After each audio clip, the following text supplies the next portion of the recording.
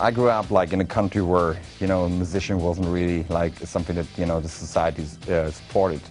East Germany was all about sport. And so for me, the only thing that made me survive actually was a tape that I had from AC/DC. That was like my bridge to the outside, I was listening to this tape like for years and years and years, I remember that my music teacher called my parents and said, well, this boy has a lot of rhythm talent actually, And I had like at this time like a lot of friends, and they were always like going to Czechoslovakia. And I saw this beautiful acoustic guitar, and I knew at this time that you couldn't buy an instrument like in East Germany, so I just bought a guitar to sell it, more for like a business thing, So this one girl was like seeing me with the guitar and saying, listen, you have a guitar, can you play something? I was like, I can't really play, I just bought it, and she didn't believe me, and she got really on my nerve. It's like, come on, play something, And I was like, and I took the guitar, and it's like, I can't play, and she was like, oh, that's beautiful. And I was like, realizing something. There was something in the air, and all of a sudden I realized it can't be that hard to learn an instrument, And then from this day on, actually, I practiced like probably 8 hours a day. And we had one music school like in our city, and it was really hard to get in, And I remember I just walked in there, and I played this one song from UFO, Dr. Please. They looked at me and I come from a different planet, because it was more like kind of a jazz-oriented kind of place. I guess they liked my attitude or something. I definitely wasn't as good as anyone else, and so that's where I actually started to learn music or like jazz guitar, But I realized really early in my life that I couldn't play other songs, so what I did, I just started to create my own songs. That's what I like about music. Be creative and create your own songs. So that was my start in playing guitar.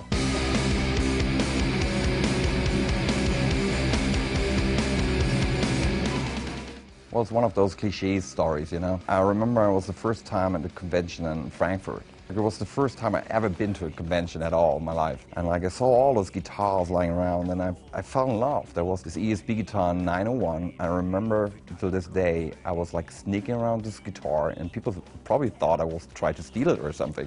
Because I would like walk around and grab it, like put it back, and walk around and grab it again. And I really fell in love with this guitar. And then I bought this guitar, I still have it. And since then, I stayed with ESP, There's something about ESP I like. I'm a guy that loves loyalty, And I think like one of the biggest strengths in ESP is like that you see, like music, a lot of people come and go. What I like about this company is that they're even like, if you're not hip anymore, they're still there for you. So I appreciate that, for example, Besides, I created my own guitar, basically, which is always a dream, kind of for a guitar player, obviously. And it was funny because like I had this special idea in my head like a long time ago, because like our shows, I would say, kind of pyro-oriented.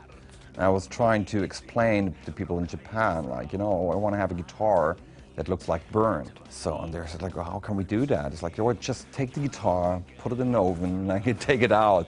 And they wouldn't do that. So I remember, like, when I was playing the 901 in the early days, I had a SH4 pickup in there, and I was looking for a pickup that controls the bass a little bit more, especially when you play heavy riffs as we play. And the EMG 81, like, does it perfectly, It gives you this really bass control. It gives me really the control of my tone.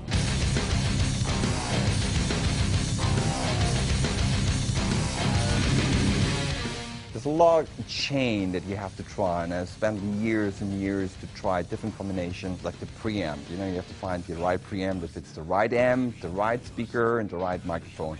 Like there was times I was like spending like a day to walk up and down to to change like a half inch of the microphone, and I was like, this is ridiculous, like spending the half day, and I couldn't write anymore. So I came up with a concept where actually I was building a robot. A microphone robot that I can control in my control room, basically, which actually moves the microphone left, right, up and down, and changes also the angle. So you actually control it like sitting in the control room and can listen, not seeing it. So it's a really cool concept that I invented, basically. And that helped me a lot to find the right tone. And I still do it, but I have my favorite setup. Finally, I'm finished. I can concentrate on writing songs again.